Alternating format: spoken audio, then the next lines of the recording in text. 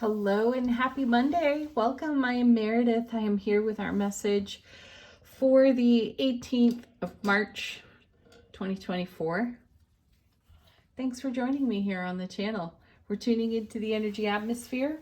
We've got Sawyer's Path already shuffled up and ready to go. We've got the Sun and Venus in Pisces. The Moon is in Cancer. And we've got Pluto and Mars hanging out in Aquarius. So let's see what's on offer to us today. Our first card, back with the Star. I know we saw this card last week. This is all about having the strength, the courage, the vulnerability to keep the faith for our vision, our goal, dream, intention, manifestation, whatever it is for you. I have a feeling about this card as I'm looking at it right now, and it feels like there's a lot of action behind this. I know we've been talking about it for a couple of weeks. We've seen a lot of really encouraging cards in terms of our dreams coming true, things being fulfilled, and we've talked a lot about how that has everything to do with our attitude and the way we speak over our lives. You know, our entire being hears everything that floats through our presence. And this can determine the outcome of all of our manifestation, everything that we're bringing to life on our foundation. So the Star card, when I say it feels like it's got some action behind it, I feel that our faith is so profound that we are unshakable. That's what I want to say about it. We are unshakable in our vision, and that takes great dedication and personal self-relationship commitment. So good on y'all for doing it. Wow. Followed by the Fool card. So we're not only keeping the faith. I did just say this, that I feel like there's action behind it. There is, because we're taking a leap of faith. We're keeping the faith and taking a leap of. Fantastic. There's no fear of consequences here. You know, we had justice a couple of times last week, and we were in consideration for consequences and being merciful with ourselves when our ego voice was picking up and maybe trying to shoot down what we were dreaming about, right? And I feel like we collectively said, well, horseshit, if I don't do this now, when will I? And here we are. And sometimes the action is believing a little bit more expansively, right? Sometimes that's what the leap of faith is, and that's exciting. Next, leaping right into the Knight of Cups, carrying the Ace of Cups, which is, you know it, say it with me, love, bliss, joy, happiness on overflow. So we're in momentum. This is fantastic. We're in momentum with our dreams, our vision, and our faith. We're taking a leap on it, and we're going with the Knight of Cups. Yahoo! Where are we going? Look at that, right into the 10 of Cups. Ace of Cups to the power of 10. Here it is in the Knight's hand, and here it is on our foundation. Yeah, this is beautiful.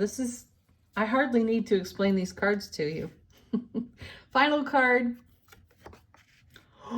Holy wow. A reversed Tower.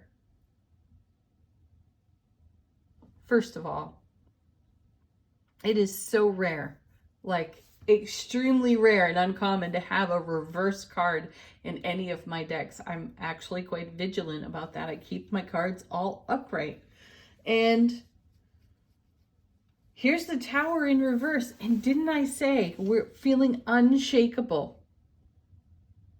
We've already done this. We've already turned this Tower upside down, shaken out everything that was worthwhile, and that becomes resource for us. And in turn, we invest that resource into our dream, our faith, our goals, right? And now we're taking action on it and creating a 10 of Cups, Ace of Cups to the power of 10 on our foundation. This is one of the happier cards in tarot as far as I'm concerned.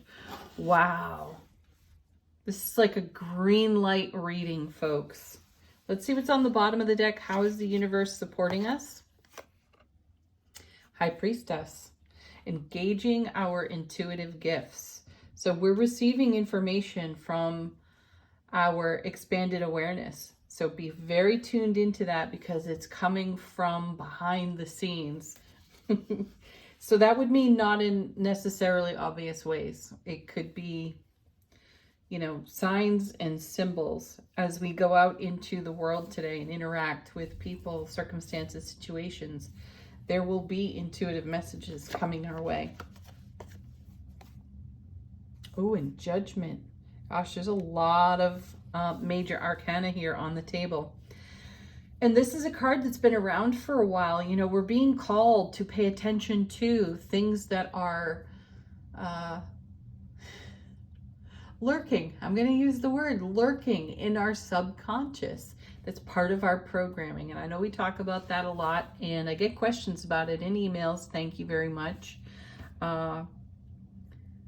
So the subconscious is largely driven by the way we were programmed, the way we emulated our peers and our elders from 0 to 7, from age 0 to 7. And, we can get stuck in some things because we don't have the skills, tools, or awarenesses from age 0 to 7 to perhaps deal with some of the program that's being handed to us. And so we end up, obviously, making discoveries and ahas later on when we can. And that's what I'm feeling is in the presence of Judgment. Our attention is being called to, intuitively so, anything that, needs work, needs love, compassion, or letting go of, transforming. I'd love to see the Death card in all of this.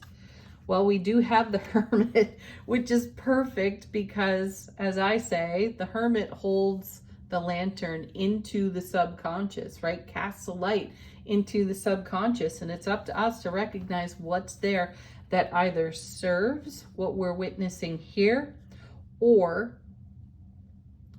creates an obstacle. And so in the light, with our attention being called to, intuitively so, whatever's in our subconscious, we're going to see it and we're going to do something about it. Oh, yeah. Well, there it is. 3 of Swords. A little fly in the ointment, right? But that's just the thing. The 3 of Swords is pain, loss, and sorrow of the past. So the programming. For example, let's use relationship because, it is the number one question when it comes to tarot card readings. Let's just say you have had a breakup of some kind and it hurts like hell, right? And you might make declarative statements at that point. I will always, or I will never, right? This gets rooted within the subconscious.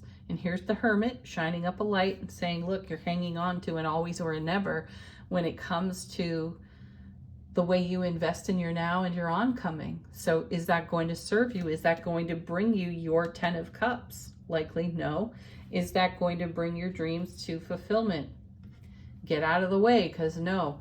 So use your intuition wisely. Allow yourself to gently, without drama, be called to the quest of discovering what could potentially remain an obstacle out of pain, loss, and sorrow from the past. Give it compassion and unconditional love. Heal it. Set it free. Look for the silver lining. Reinvest the silver lining, because that's what creates what's in the main body of the reading down here, which is absolutely fabulous. Final card, bottom of the deck. Magician. Wow. Right, because we're in the business of making miracles and magic, aren't we? That's what we're doing when we're rocking our soul presence, right? So yeah, every now and then there is a fly in the ointment. I'm not going to gloss over it and say that it's easy. And there may be some of you who are right in the middle of this right now. So I'm not diminishing that.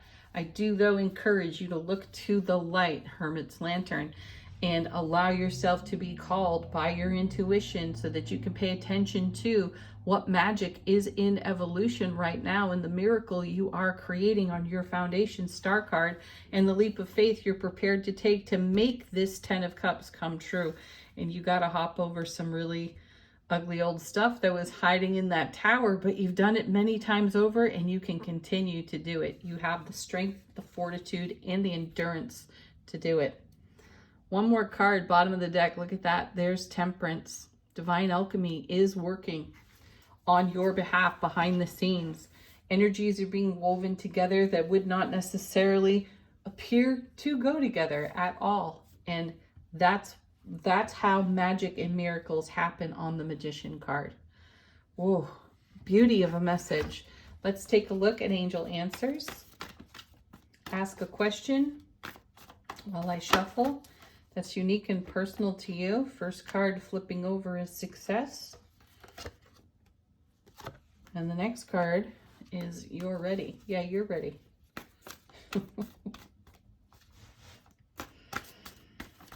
We're all ready, aren't we? Next. I love when this happens. Here's the card reading full of encouragement for taking leaps of faith, right? And then you've got Success and you've got You're Ready, and then we get Wait. I've changed that word on this card. I ought to write it in with a Sharpie and just put allow. There is no waiting. I'm fond of saying I wait for nothing. I allow for most things. And the reason I put it to you that way is because with waiting comes a level of frustration. Frustration can add to the Three of Swords over here, and that does not feel magical. Unless, of course, you need the contrast to gain the perspective that you are not, or rather that you are standing in your own way, and you've got to allow something to flow through, roll through, be dealt with.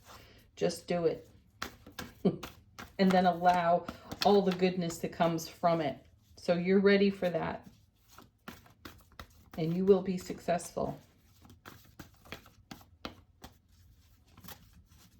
Of course this one wants to come out. Look for a sign. We have the High Priestess on the table.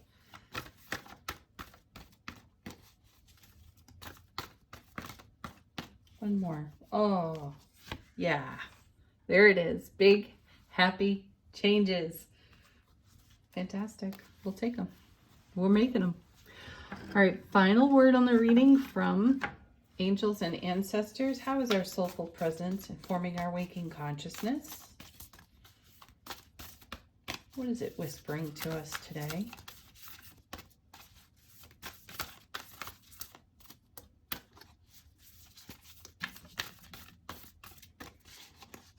Ooh, here's one of my favorites.